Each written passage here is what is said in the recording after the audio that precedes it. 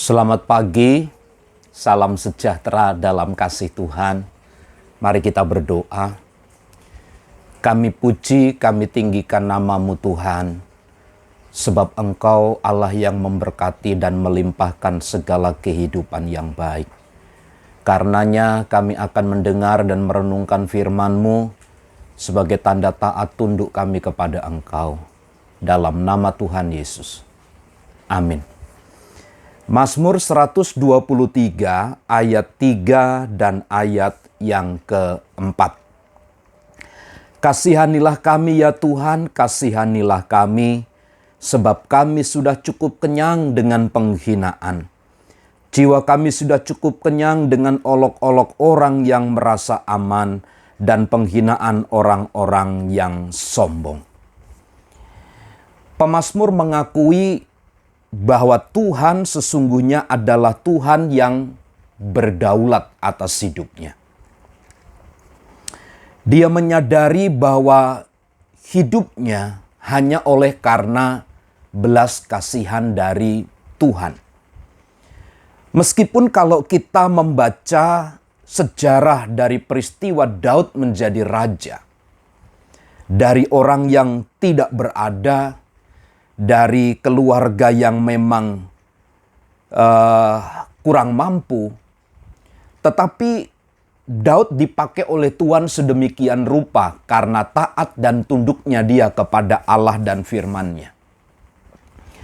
Keadaan semakin berganti dan berubah dari waktu ke waktu sampai pada akhirnya dia diangkat menjadi raja dan kedudukannya menjadi berubah sedemikian rupa.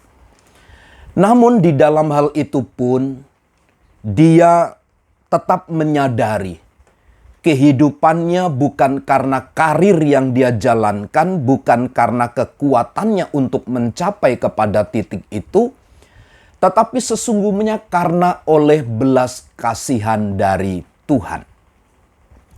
Karenanya di dalam juga menyikapi semua situasi dan keadaan, dalam Pasal 123 ayat yang ketiga, kasihanilah kami ya Tuhan, kasihanilah kami. Ada dua kata pengulangan kasihanilah kami ya Tuhan. Itu menandakan betapa sebenarnya Daud atau pemazmur itu hanya berharap kepada belas kasih Tuhan. Hidup itu hanya bergantung kepada belas kasih Tuhan. Kalau Tuhan tidak menyatakan belas kasih-Nya, maka kehidupan ini sesungguhnya tidak akan seperti yang Tuhan kehendaki. Tentu kehidupan yang tidak baik. Tapi kalau kita hidup ini karena belas kasih Tuhan, maka kehidupan kita ini akan berjalan dengan baik.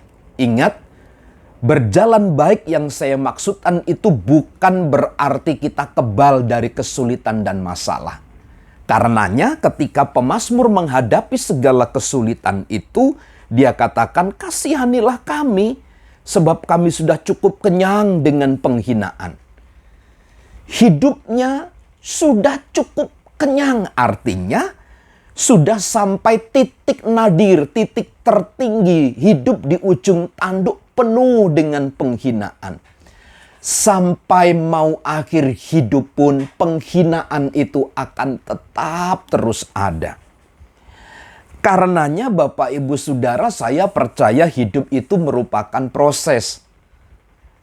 Ada sebuah status yang berkata karena hidup itu proses maka jangan protes. Kalau protes nanti jadi stres dan seterusnya.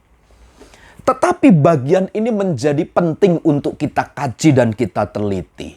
Ketika pemazmur akan mengakhiri segala sesuatu hidupnya, bahkan menjelang tuanya sekalipun, kasihanilah kami Tuhan, sebab kami sudah cukup kenyang.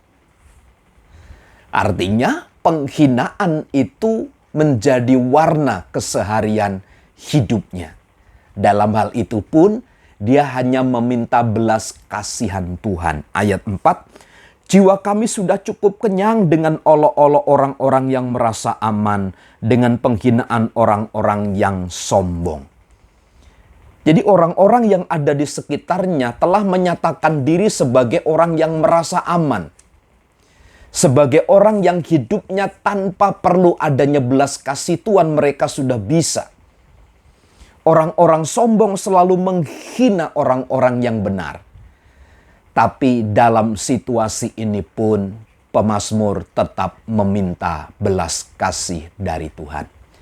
Karenanya Bapak Ibu Saudara, sekali lagi saya ingin sampaikan hidup kita hanya oleh karena belas kasih Tuhan.